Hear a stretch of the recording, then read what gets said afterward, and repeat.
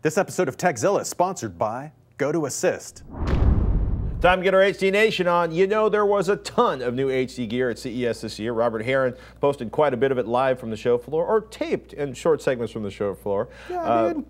You, however, had some favorites you wanted to take a little extra time to highlight. Totally. Projectors, for example. That too. And I'm going to start it off at actually Panasonic's booth. If there was one TV that I could point to say that the people like me were just jealous and itching to get their hands on, it's this TV right here on the right. That's the new ZT60. And that's Panasonic's flagship plasma for 2013, and everybody who got their eyes on it absolutely loved it. They're claiming this will be the new Kuro as far as super dark black levels, epic motion performance, and just terrific image quality. This is the one we're all itching to get in the lab to see.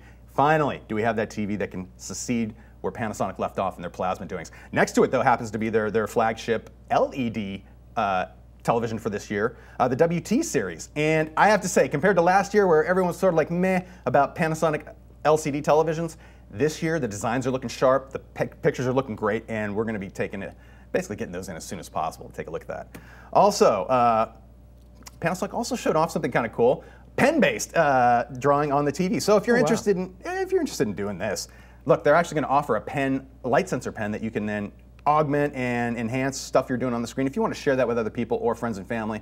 If you're not looking to go the tablet route quite yet and you want some functionality built into your TV that way, there you go. And the thing I found interesting was that pen actually contained a light sensor on the tip that could somehow, per pixel, figure out where it was on the screen. It wasn't doing like an edge infrared sensor or something like that. They were modulating individual pixels to be self-identifying, so that pen knew exactly where it was on the screen. I thought that was pretty neat. That's something else we'll look into as well. Getting to projectors, though, hidden in the Panasonic booth, actually, this is a business class projector, but something pretty neat. Lamp-free. Basically, they're using, for green, they're going to use a green laser combined with a blue and a red LED. So no lamp module. They're talking 20,000 plus hours. This is really business class, but it's 1080p resolution, and it's something I want to get in just to see if at all possible we could use it for something like home theater. Now, 4K was freaking everywhere, and we've shown you this TV before. This is the X900 that introduced a couple months ago for Sony. Here it is showing off something you might not have realized, but they'll be able to do 2 independent views at 4K resolution with passive glass technology. Simulview is what Sony calls it, and that will be great for gamers looking to do, full 1080p resolution into each eye for each person sitting there. So rather than doing the crazy split screen with old school gaming, with supporting titles, you'll be able to actually have that full screen view for both players. And I think that's pretty sweet. Of course, you're still dealing with the same audio both people are listening to, but hey, at least you have distinct views for each player. And 4K wasn't the only TV that, basically they introduced more than one model. The X900 I thought was really neat for one thing, and this is yet another Sony 4K TV coming out this year. This is currently listed on their website, but not as far as pricing and availability.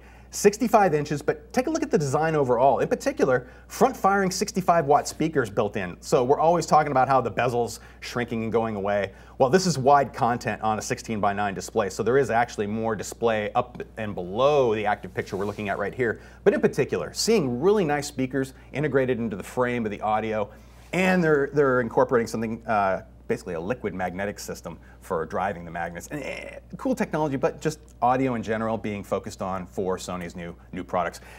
Also, boomboxes and BD players.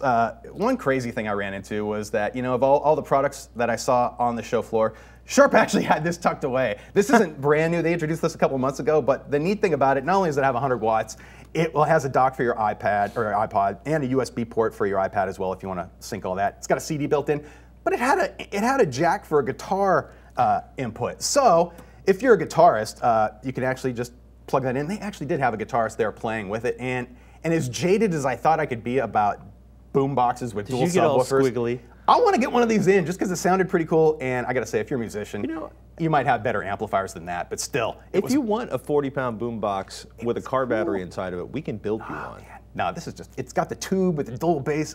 It sounded good, and it looked pretty decent, and it came in multiple colors, but that was just one quick thing. Also, just a design note I took note of while I was there. Looking at the new Blu-ray players, here's the Panasonic one. Tell me what you think you see the same here. Here's Panasonic's flagship player. There's Sony's flagship player. Take a look at the shape overall. I think this will be the design trend. They're designed to be stacked on top of the rest of your components because they put the buttons on the top so you can't get to them if you stack your AV receiver or other devices on top. But we'll be seeing a lot of products, I think, with a similar design shape. This will be the 2013.